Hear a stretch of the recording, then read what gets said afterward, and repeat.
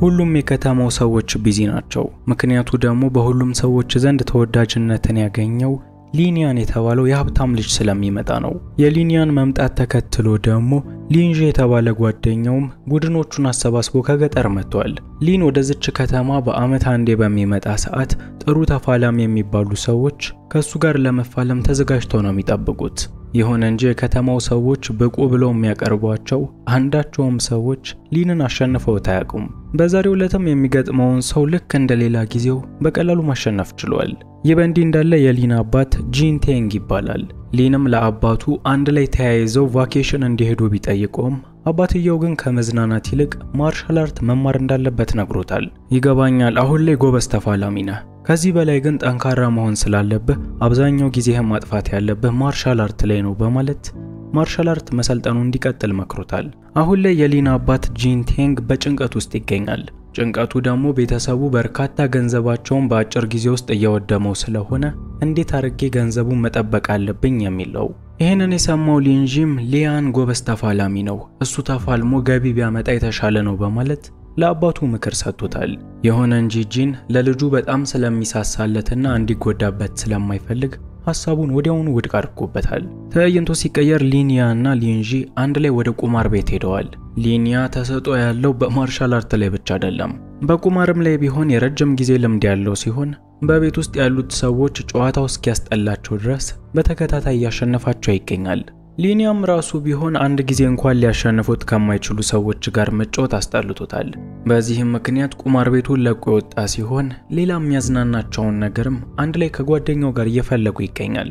በዚህ መሃል አንድ ምስኪን ሰው ወደ እነሱ መጥቶ ገንዘብ ሲለምናቸው ነበር። የባለጸጋው ልጅ ሊኒያም ለሰውየው ብዙ ገንዘብ በሚሰጠው ሰዓት ሊንጂ በሐሳቡ ደስተኛ አልነበረም።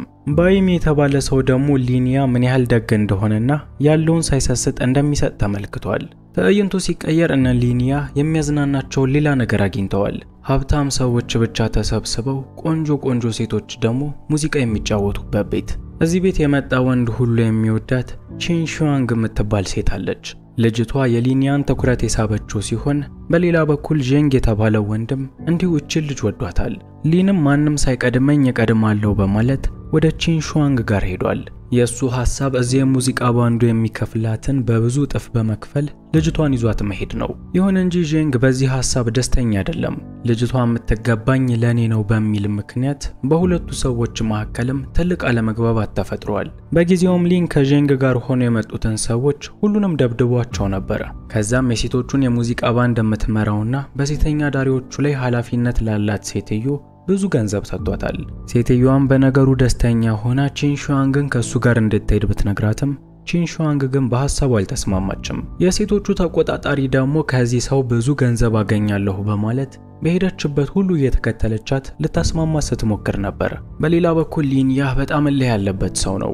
እቺን ልጅ ወድጃታለሁ፣ ሳላገኛት ከዚህ አልሄድም በማለት ዝናብ፣ ብርድ እየተፈራረቀበት ረጅም ሰዓት እዛው ቦታ ላይ ቆይቷል። ይህንን የተመለከተችው ቺንሹዋንግ ደግሞ ወዲያውኑ ወደ ቦታው መጣለች።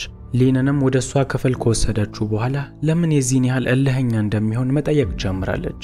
በአሁኑ ሰዓት ሊን ከእልህ በላይ ውስጡ ፍቅር እንዳለ እየተናገረ ነው። ለየትኛውም ሴት እንዲህ አይነት ንጹህ ስሜት ተሰምቶት ስለማያውቅም እሷን ማግባት ይፈልጋል። ምናልባትም አባቱ የሚፈቅድለት ከሆነ ቺንሹዋንግን እንደሚያገባ ተስፋ በማድረግ ወደ ቤት ተመልሷል። ነገሩንም ለአባቱ ጂንቴንግ ነገረው። ይሁን እንጂ አባቱ በዚህ ጉዳይ ላይ ደስተኛ አይደለም። በዚህ የተከበረ ቤተሰብ ውስጥ ከመጠጥ ቤት ያገኘውን ተራ ሴት ማምጣት አትችልም፣ የምታገባው የመኳንንት ቤተሰብ የተከበረችን ሴት ነው በማለት ሐሳቡን ውድቅ አድርጎበታል። በተቃራኒው የሊን እናት እህት የሆነችው ሺንሚያው ደግሞ በሐሳቡ የማትስማማ ሲሆን ንጹህ ፍቅርን ትደግፋለች። ምንም እንኳን ሺንሚያው ከሊን ጎን ብትሆንም አባትየው ግን አሁንም ድረስ ሊስማማ አልቻለም። ከዚህ በኋላም አንድ ብር ይሄ ልጅ እንዳይወስድ በማለት ለነ ሊንጂ ትዕዛዝ ሰጥቷቸዋል። ትዕይንቱ ሲቀየር ሊንያና ሊንጂ አዲስ እቅድ ለማውጣት እያሰቡ ይገኛል። በቺንሹዋንግ ፍቅር የወደቀው ሊም በየትኛውም መንገድ ቢሆን ልጅቷን ማግባት ይፈልጋል። ይህንን ፍላጎቱን የተመለከተው ሊንጂም አንድ ሐሳብ አለኝ በማለት ወዲያውኑ ወደ ቤት ተመልሷል። ለጂንቴንግም ይሄ ልጅ እቺን ሴት እንዲያገባት ማትፈልግ ከሆነ ወደ ፍልሚያ መላክ ይኖርብሃል። በእርግጠኝነት ፍልሚያውን ለማሸነፍ ሐሳቡን ሁሉ ልምምድ ላይ በሚያደርግ ሰዓት እሷን የሚረሳት ይሆናል። ልጅህን ከዚች እርጉም ሴት ለመከላከል ብቸኛው መንገድ ይሄ ነው በማለት ለጂንቴንግ ሐሳብ አቅርቦለታል። የሊንጂ ሐሳብም ጂንቴንግ ልጁን በጣም ስለሚወደው ወደ ፍልሚያ ከመላክ ይልቅ ጋብቻውን የመፍቀድ እድሉ ከፍተኛ ነው የሚለው። ምናልባትም እቅዱ ሊሰራለት ይችላል። በሌላ በኩል ሊኒያ ቺንሹዋንግ ስለናፈቀችው እሷን ለማግኘት ወደዛ ሄዷል። ቺንሹዋንግ ከክፍሏ ውስጥ ሆና ሰው እንዲደርስላት ስትጮህ ነበር። ሊንም ወደ ክፍሉ ውስጥ በሚገባ ሰዓት ዤንግ እሷን ሊደፍራት እየሞከረ መሆኑን ተመልክቷል። በዤንግ ድፍረትም ተናዶ በቦታው ላይ እየደበደበው የነበረ ሲሆን ከጀርባውም ረግጦት ቺንሹዋንግ ላይ እንዲወድቅ አድርጎታል። የዛኑ ሰዓት ደግሞ ቺንሹዋንግ እጇ ላይ ስለት ይዛ የነበረ ሲሆን የዤንግንም ልብ ወቅቶታል። ሊንም በተመለከተው ነገር በሚደናገጥ ሰዓት ቺን ራሴን ለመከላከል ያደረኩት ብዬ እኔ ሞግታለሁ፣ ምንም እንዳትፈራ በማለት አሳምነዋለች። ከረጅም ጊዜያት በኋላ ሊን ላኦ ከተባለ ሰው ጋር ተገናኝቷል። የሰው በሁሉም ሴተኛ ዳሪዎች ላይ ኃላፊነት ያለው ሰው ሲሆን በአሁኑ ሰዓት ሊን ቺንሹዋንግን አሳልፎ መውሰድ የሚፈልግ ከሆነ ከዚህ ሰው ጋር የግድ መስማማት ይኖርበታል። ላኦ ደግሞ ልጅቷን እንዲሁ በገንዘብ አሳልፎ መስጠት አልፈለገም። እኔ እናንተ ቁማር እንጫወታለን፣ ቁማሩ የምታሸንፍ ከሆነ ትወስዳታለህ፣ እድል ሳይቀና ቀርቶ ቁማሩ የምትሸነፍ ከሆነ ግን ሌላ ፈተና ማዘጋጀልክ ይሆናል በማለት ስምምነት አቀርቦለታል። ሊንም በቁማር ላይ እንደሚታወቀው የተካነ ሰው ስለሆነ ወዲያውኑ በሐሳቡ ተስማምቷል። በሚያሳዝን ሁኔታ ግን ላኦ ከሱ የባሰ ቁማርተኛ ሲሆን ጨዋታውንም በቀላሉ ሊያሸንፈው ችሏል። ትዕይንቱ ሲቀየር ሊን ከሽንፈቱ በኋላ ለብቻው ወደ ቤት እየተመለሰ ነው። የዚህን ሰዓትም ባይሜ የተባለው ሰው ወደሱ ጋር ይመጣና አንድ እውነታ ይነግረዋል። እንደ እውነታው ከሆነ ላኦ ያሸነፈው ከሱ የተሻለ ችሎታ ኖሮት አይደለም። ላኦ በሙሉ ጨዋታው ላይ ያጭበረበረ የነበረ ሲሆን እነ ሊንም ሸውዷቸዋል።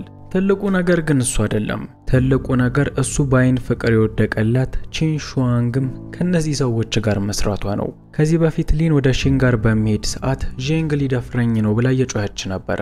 በሰዓቱም እሱ ከጀርባው ሲረግጠው ሰውየው ልቡን ተወግቶ ነበር። የሚገርመው ነገር ያ ሁሉ ነገር ውሸት ነው። እነዚህ ሶስት ሰዎች ሁሉንም ነገር ተነጋግረውበት ሲያቀነባብሩ የነበረ ሲሆን ይሄ ሁሉ ነገር የተደረገውም የነሱን ሀብት ለመውረስ ነው። በጊዜውም ሊን ይሄ ሰውዬ ዝም ብሎ እያወራ ሊሆን ይችላል፣ እንዴት አምነዋለሁ ብሎ ከራሱ ጋር ግራ ሲጋባ ነበር። ይሁን እንጂ ሰውየው ወደ ጠቆመው ወደ አንድ ክፍል በሚሄድ ሰዓት ሶስቱንም አጭበርባሪዎች አንድ ላይ ይመለከታቸዋል። ፍቅር እውር ነው እንዲሉ እውር ብቻ አይደለም ቢያይም አያምንም እንዲሉ አሁንም ድረስ ሊ ቺንሹዋንግ ተገዳ ነው እንጂ ከነሱ ጋር አትሰራም የሚል እምነት አለው። እናም እኔም የተበላውትን ገንዘብ ፍቅረኛዬንም አድናለሁኝ በማለት ከዚህ ሰው ጋር ለመፋለም ወስኗል። ሊን በፍልሚያው ላይ ተሳክቶለት የሚያሸንፍ ከሆነ ቺንን ነፃ አውጥቷት ከዚህ በፊት የተበላውን ገንዘብ ማስመለስ ይችላል። ይሁን እንጂ በፍልሚያው የሚሸነፍ ከሆነ የሱም የቤተሰቡንም ሙሉ ሀብት ያስረክባል። አይኑ ብቻ ሳይሆን አይምሮውን በፍቅር የታወረው ሊን ወዲያውኑ በሐሳቡ ተስማምቷል። ምናልባት የሚፋለመው ሰው ምን ያህል የማርሻል አርት ችሎታ እንዳለው ቢያውቅ ኑሮ ቀድሞውኑ በሐሳቡ አይስማማም። ሰውየውን እንኳን እሱ ይቅርና ታላላቅ ተፋላሚዎች እንኳን የሚያሸንፉት አይነት ሰው አይደለም። በፍልሚያው መድረክ ላይም አንድ ደቂቃ እንኳን ሳያቆየው ወዲያውኑ አሸንፎታል። ትዕይንቱ ሲቀየር ጂንቴንግ የልጁን ቁስል እያከመለት ይገኛል። ሰውየው ልጁን በጣም ነው የሚወደው። በተለይ እናቱ ከሞተችበት ከ10 ዓመት ወዲህ ያለው ብቸኛ ተንከባካቢ እሱ ስለሆነ በጣም ይሳሳለታል። ጂንቴንግም የልጁን ቁስል እያከመለት በነበረ ሰዓት አጭበርባሪዎቹ ወደነሱ ቤት መጥተዋል። ከዚህ በኋላ እንኳን አጭበርባሪ ሊባሉ አይችልም።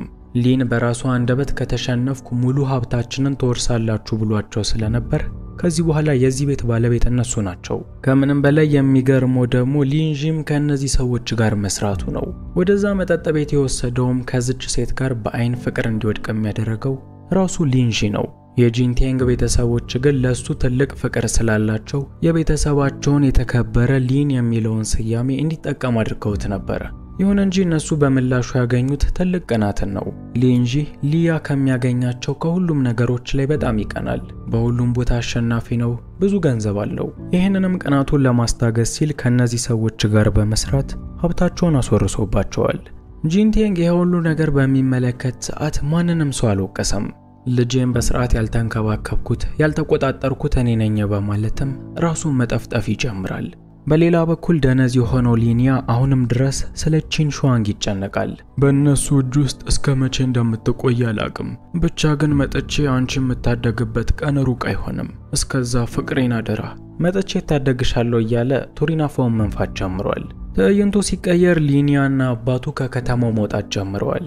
ከዚህ በኋላ በዚህ ከተማ ውስጥ ምንም ስለማይሰሩ ወደ አንድ ገጠር ቦታ በመሄድ አዲስ ህይወት ለመጀመርም እየሞከሩ ይገኛል። ይህ በእንዲህ እንዳለ እነ ላኦ እነዚህን ሰዎች በህይወት ከከተማው እንዲወጡ ማድረጋቸው ትክክል እንደሆነ አይሰማቸውም። የተወሰደባቸው እኮ አንድ ብር አይደለም። ይሄ ሁሉ ሀብት ተወስዶባቸው ለበቀል አይመጡም ማለት አይቻልም። እነሱ ከዚህ ከተማ ከመውጣታቸው በፊት መገደል አለባቸው የሚል ሐሳብም አምጥቷል። የሆነ እንጂ እነዚህ ሰዎች ሀብታቸውን ማጣታቸው በራሱ ትልቅ ቅጣት ስለሆነ በህይወት እንዲኖሩ ይፈቅድላቸው ዘንድ ላኦ መለመን ጀምራለች። ላኦ ግን አንድ ቀን በበቀል መንፈስ መጥተው ህይወቱን እንዲያውኩበት ስላልፈለገ ወዲያውኑ እንዲገላቸው ሰዎች ልኳል። ይህ በእንዲህ እንዳለ ሊንም ሁለት ጭንብል የለበሱ ሰዎች በፈረስ ወደ እነሱ ጋር ሲመጡ ተመልክቷል። ሰዎቹም ሊገሏቸው እንደመጡ በገባው ሰዓት ወዲያውኑ ፈረሱን በማስደንበር አባቱን ይዞት እንዲሄድ አድርጓል። ይህ በእንዲህ እንዳለ ከላኦ የተላኩት ሁለት ሰዎች ወደ እነሱ ጋር ደርሰዋል። አንደኛዋ ቺን ስትሆን ጭንብሏን በመውለቅ እንዲያመልጥ የመጨረሻ እድል ሰጥተዋለች። ከዛ ግን እኔ በዚህ ምድር ላይ መኖር አይገባኝም በማለት በራሷ ቢላ ሆዷን ወቅታለች። በሌላ በኩል ጄንግም እኔም ማፈቅራት ሴት እንዴት ተከዳኛለች በማለት ሁለቱም ላይ ጥቃት ከሰነዘረባቸው በኋላ ከከፍታ ላይ ጥሏቸዋል። ይህ በእንዲህ እንዳለ ሆዳሙ ሊንጂም ጓደኛውን ወደ ውድቀቱ ከጣለው በኋላ እንዳሰበው ደስተኛ መሆን አልቻለም። ይልቁንም ጄንግ ሰዎቹን መግደሉን በሚናገር ሰዓት ውስጡ በጸጸት ተሞልቷል። ይህ በእንዲህ እንዳለ ሊን ራሱን ከሳተበት በሚነቃ ሰዓት ራሱን ከአባቱ ከጂንቴንግ ጋር ያገኛል። በሚገርም ፍጥነት ሊን ወደ ራሱ መመለስ ቢችልም በሚያሳዝን ሁኔታ ግን ቺንሹዋንግ እስካሁን መንቃት አልቻለችም። ከትልቁ ተራራ ላይ ከወደቁ በኋላ በርካታ አውሬዎች እነሱን ሊበሏቸው ሞክረው ነበር። በጊዜውም ሊን አውሬዎቹን በመግደል የሁለቱንም ህይወት መታደግ ቢችልም ልጅቷ ግን እስካሁን ራሷን እንደሳተች ይገኛል። አባቱ ጂንቴንግም በእርግጠኝነት በቅርብ ቀን ውስጥ ወደ ራሷ እንደምትመለስ ቃል ገብቶለታል። ይህ በእንዲህ እንዳለ ሆዳሙ ሊንጂ ሰራተኛ ፍለጋ ወጥቷል። የአካባቢው ሰዎች ግን በጂንቴንግ ላይ ያደረገውን ክደት ስለሰሙ ለሱ እንደማይሰሩ ተናግረው ነበር። ይሁን እንጂ ብዙ ሀብት በእጁ ላይ የሚገኘው ሊንጂ ብዙ ብር እንደሚከፍላቸው በሚናገር ሰዓት ወዲያውኑ ሐሳባቸውን ቀይረው ለመስራት ወስነዋል። ይህ በእንዲህ እንዳለ ሊን እስካሁን ድረስ በጭፍንነት ለወሰናቸው ውሳኔዎች ቤተሰቦቹን ይቅርታ ጠይቋል። አክስቱ ሺንም በተቻለው መጠን ማርሻል አርት አሁንም መማር እንዳለበት በመጥቀስ ጥንካሬውን እንዲጠብቅ ነግረዋለች። ሊንም ከዚህ በፊት ብዙ ብር የሰጠውን ለማኝ በሚመለከት ሰዓት ምናልባት ሰውየው ማስተር ሊሆን ይችላል በማለት ወደ ሰውየው ጋር ሲመለከት ነበር። ይሁን እንጂ ሺንሚያው ሰውየው ከዚህ በፊት ገበሬ ነበረ፣ በአሁኑ ሰዓት በልመና የሚተዳደር ተራ ሰው እንደሆነ ነግረዋለች። በሌላ በኩል ባኦ የተባለ ሰው በዚህ ከተማ ውስጥ ከፍተኛ የማርሻል አርት ችሎታ ያለው ሰው ነው። ከዚህ በፊትም ባኦና ሊ ወደዚህ ከተማ በሚመጣ ሰዓት ተፋልመው ሊያሸንፉት ነበር። ሊንም ከዚህ በፊት ያሸነፈውን ተራ ተፋላሚ አሁን ላይ ማሸነፍ አይከብደኝም በማለት ከሰውየው ጋር በሚፋለም ሰዓት እንደ በፊቱ ሊያሸንፈው አልቻለም። በፊት ላይም ቢሆን ባኦን አሸንፉት ሳይሆን እነ ባኦ ተከፍሏቸው አውቀው ሲሸነፉለት ነበር። ባለሀብቱ ጂንቴንግ ልጁን በሰዎች ፊት የተወደደና ሁልጊዜም አሸናፊ እንደሆነ ለማስመሰል ሲል ለተወዳዳሪዎቹ ብር ሲከፍላቸው ነበር። ከዛ ሰዎቹ አውቀው ይሸነፉለታል። ሊንም የአሸናፊነት ስሜት ሲሰማው ነበር። እንደ እውነታው ከሆነ ግን ሊን አንዳቸውንም ማሸነፍ የማይችል ደካማ ሰው ነው። ይህንን አናዳጅ ንግግር የሰማችው ሺንሚያውም ወዲያውኑ በመምጣት ቦውን ዘርረዋለች። ሺን የሊን እናት እህት ስትሆን በእናቱ ቤተሰብም ኃይለኛ ማርሻል አርት ያላቸው ሰዎች ናቸው። በሌላ በኩል ሊን ደግሞ የማንነት ጥያቄ ውስጥ ገብቷል። እስከዛሬ ሲያምናቸው የነበሩ ሰዎች ድራማ በሚመስል ሁኔታ ይከዱታል። አለኝ የሚለው የማርሻል አርት ችሎታ እንኳን የእውነት የሱ አይደለም። አይምሮ በማንነት ጥያቄ እሱን እያስጨነቀው ይገኛል። በዚህም ተናዶ አንድ ቀን ምሽት ማርሻል አርት መልመድ አለብኝ በማለት የወይን ማሰሮዎችን መሰባበር ጀምሯል። በሌላ በኩል ቺንሹዋንግም ራሷን ከሳተችበት ተነስታለች። ምንም እንኳን በሁሉም ሰዎች አቅመቢስ እንደሆነ ቢነገረውም ለሷ ግን ትክክለኛ ጀግና እንደሆነ እየነገረችው ነው። ይህንንም ያረጋገጠችው በዱር ውስጥ አራዊት በመጣባቸው ሰዓት ለብቻው ሁሉንም በመግደሉ ነው። ለሊንም ከዚህ የተሻለ ሰው መሆን እንደሚችል እያሳመነችው ይገኛል። እነዚህ ፊልሞች አክሽንም ፍቅርም ያላቸው ልክ እንደዚህ ዝናባማ በሆነ ሰዓት የሚመቹ ፊልሞች ናቸው። ብቻ ቪዲዮውን ላይክ፣ ቻናሉን ሰብስክራይብ አድርጉ። አሁንም እንደዚህ አይነት ሌላ ፊልም ይመጣላችኋል። በሌላ በኩል እነ ቦኦ ሊንጂ ብዙ ብር ከፍላችኋለሁ ብሏቸው እያሰራቸው ይገኛል። በረፍት ሰዓታቸውም ቁጭ ብለው የነ ሊን መጨረሻ አሳዛኝ እንደሆነ በሚነጋገሩ ሰዓት ሊንጂ ሰምቷቸዋል። ሊንጂም ከምንም በላይ የነ ሊን ያ በህይወት መኖር ስላስገረመው የሚገኙበትን ቦታ ጠይቋል። ይህ በእንዲህ እንዳለ ሊኒያ ወደ አባቱ ጂንቴንግ ጋር ሄዷል። የዚህን ሰዓትም አባቱ ለሰዎች ከፍሎ አውቀው እንዲሸነፉ ያደረገበትን ምክንያት መንገር ይጀምራል። የሊኒያ እናት ልክ እንደ አክስቱ ሺንሚያው ጎበዝ ተፋላሚ ነበረች። በጊዜውም ለቻይና ነጻነት ከጃፓኖች ጋር ትፋለም የነበረ ሲሆን በዙሪያቸውም ብዙ ጠላት ነበራቸው። ከዛም በላይ በከተማ ውስጥ ማንም የማይደርስባት ማርሻል አርት አስተማሪ ስለነበረች ሁሉም ጠምደዋት ነበር። ጠላቶቿም ለብዙ ጊዜ ሞክረው በመጨረሻ ተሳክቶላቸው እሷን አሸንፈው ተበቅለዋታል። በጊዜውም እናትየው የልጄ ጣፋንታ እንደኔ እንዲሆን አልፈልግም ብላ ቃል አስገብታው ስለነበር ለዚህ ነበር ጂንቴንግ ለሰዎች ሲከፍል የነበረው የልጁን ሕይወትና የሚስቱን ቃል ለመጠበቅ ሲል። ሊኒያንም ሁሉንም ነገር ከሰማ በኋላ አባቱንም አክስቱንም ይቅርታ ጠይቋል። የእናቱ ቤተሰቦች የሚጠቀሙበትን ኃያል ማርሻል አርትም ከሺንሚያው መማር ጀምሯል። የእናቱ ቤተሰቦች የሚጠቀሙት ማርሻል አርት ድራንከን ጋድ ይባላል። እነዚህ የድራንከን ጋድ ማርሻል አርቶች ቦራቸውን ያስታውሱኛል። ሞርታል ኮምባት የተጫወታችሁ ሰዎች ታውቁታላችሁ። በነገራችን ላይ ቦራቾ ማለት በራሱ በስፓኒሽ ቋንቋ ሰካራም የሰከረ ሰው ማለት ነው። ከዕለቱ ዲክሽነሪ ወደ ፊልማችን እንመለስ። እነ ላኦም ምስኪኖቹን የገጠር ሰዎች ብዙ ብር እንከፍላቸዋለን በማለት ሁሉንም ሰዎች ለረጅም ቀናት ሲያስቆፍሯቸው ቆይተዋል። ይሁን እንጂ በዚህ ቤተሰብ ውስጥ ተደብቆ ይገኛል የተባለውን ወርቅ እስካሁን ሊያገኙት ስላልቻለ ለሰዎቹ አንድም ብር አልተከፈላቸውም። ሰዎቹ ለረጅም ቀናት ብዙ ጥልቀት ቢቆፍሩም ያገኙት በማሰሮ የተቀመጠ ወይን ብቻ ነው። ባኦ ደግሞ ነገሩ ስልቸት ስላለው ከዚህ በላይ አልቆፍርም በማለት ከላኦ ጋር ሲፋለም ነበር። ይሁን እንጂ ቀላል ያልሆነው ላኦን ማንም ሰው ሊያሸንፈው አይችልም። ባኦም ቢሆን የዛኑ ሰዓት ህይወቱ አልፏል። የባኦን ሞት የተመለከተው ሊንጂም የዛን ቀን ሌሊት ከቤቱ አምልጧል። ወደ ሊንያንጋን በመሄድ እነዚህ ሰዎች በዚህ ሁኔታ ለኔ የማይመለሱም፣ የገጠሪቷን ሰዎች 5 ሳንቲም ሳይከፍሏቸው ለዚህ ሁሉ ቀናት ሲያሰሯቸው ቆይተዋል። የኔን እጅ ጨምሮ የሁሉም ሰዎች እጅ ውሃ ቋጥሯል፣ ግን እስካሁን 5 ሳንቲም አላገኘንም። እኔ አንዴ አምልጫለሁ፣ የገጠሪቷን ሰዎች እባካችሁ ታደጓቸው በማለት ለሊንያ ነግሮታል። ይሁን እንጂ ሊኒያ ከዚህ በኋላ በሰዎች ላይ ያለውን እምነት ሙሉ በሙሉ አጥቷል። ለሊንጂም በምንም ተአምር ላምነህ አልችልም በሚለው ሰዓት ቺንሹአን ሁሉም ነገር እውነት እንደሆነ ነገረችው። በሌላ በኩል እንቅልፍ እንኳን እንዳይተኙ የሚደረጉት የመንደሪቷ ሰዎች በመጨረሻ ወርቁ ያለበትን አግኝተዋል። እነ ላኦም ከዚህ በኋላ ጥቅማችሁ ምንድነው በማለት የመንደሪቷን ሰዎች በሙሉ አስረዋቸዋል። ሰዎቹንም በቁማቸው ከማቃጠላቸው በፊት እነ ሊያ ወደ ቦታው ላይ ደርሰዋል። ከነ ሊኒያ ጎን የሊኒያ አክስት ሺንሚያው የምትገኝ ሲሆን አባቱ ጂንቴንግ እንዲሁም ቺንሹዋንግም አለች። ሊንጊያ ደግሞ እስካሁን ድረስ በአክስቱ አማካኝነት ድራንከን ጋድ የተሰኘውን ማርሻል አርት ሲማር የነበረ ሲሆን ብቁ ሰውም ሆኖ በቦታው ላይ እየተፋለመ ይገኛል።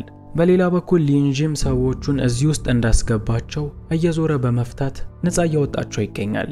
በሌላ በኩል ሊኒያ ከባድ ከሆነው ከላኦ ጋር እጅ በእጅ እየተፋለመ ነበር። ላኦን ማሸነፍ እንደዚህ እንደሚታየው ቀላል አይደለም። ሰውየውም በተደጋጋሚ ሊንን ለመግደል እየሞከረ የነበረ ሲሆን ሊንም ራሱን በተደጋጋሚ ሲታደግ ነበር። በመጨረሻ ግን እስካሁን ያልተጠቀመውን ዘ ድራንከን ጋድ የተሰኘውን ማርሻል አርት በመጠቀም ላኦን ማዳከም ጀምሯል። ከዚህ በኋላ ላኦ አንገቱ ላይ በተመታው ምት ምክንያት በህይወት የሚቆየው ለደቂቃዎች ብቻ ነው። ከመሞቴ በፊትም ሁሉንም ይዤ ጠፋለሁኝ በማለት በአካባቢው ላይ የሚገኝ የሚፈነዳ ነገር ላይ እሳት ወርውሯል። ይህንን የተመለከተው ሊንጂም ራሴን መስዋዕት በማድረግ ሁሉንም ሰው ታደጋለሁ በማለት ፈንጁ ላይ ተኝቷል። ይሁን እንጂ አንድም ነገር አልፈነዳም። ለምን ይመስላችኋል? እስኪ ገምቱ። ሊንጂ ፈንጁ ላይ በተኛ ሰዓት ውስጡ በጣም ፍራቻ ስለነበር እላዩ ላይ ሽንቱን ሸንቶ ነበር። እርጥበቱም እሳቱን እዛው የገታው ሲሆን ከመፈንዳትም ታድጓቸዋል። ከቀናት በኋላ የጂንቴንግ ቤተሰቦች የወርቁን ሀብት በሙሉ ለገጠሪቷ ሰዎች ሰጥቷቸዋል። እነዚህ ሰዎች ደህንነታቸውን በወርቁ እንዲቀርፉ ያደረጋቸው ሲሆን ሊኒያም ቢሆን ቺንሹአንግን ከሱ ጋር እንድትሄድ አድርጓታል። እንግዲያው ከዚህ ፊልም የምንማረው ነገር አንዳንዴ ከማርሻል አርት ይልቅ ሽንትም ህይወታችንን እንደሚታደገው ነው። ፊልሙ እዚህ ጋር ያበቃል። ፊልሙ ከተመቻችሁ ላይክ አድርጉት። ለቻናላችን አዲስ የሆናችሁ ሰዎች ደግሞ በሌላ ጊዜ እንደዚህ ያሉ ምርጥ ፊልሞችን ለማግኘት ቻናሉን ሰብስክራይብ በማድረግ እና የደወሉን በተን በመጫን ቤተሰብ መሆን ትችላላችሁ።